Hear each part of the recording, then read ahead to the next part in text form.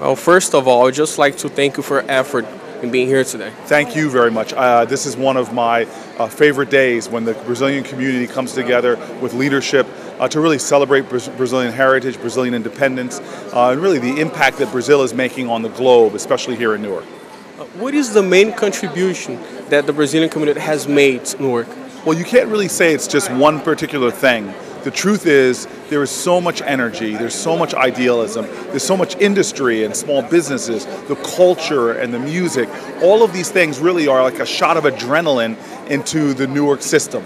And it's really making our city so much more exciting and in many ways more attractive as well. Will you come to celebrate Brazilian Day? I have been down there a lot. I don't try to spend too much time because I'm there like me can get myself in trouble eating too much and celebrating too much.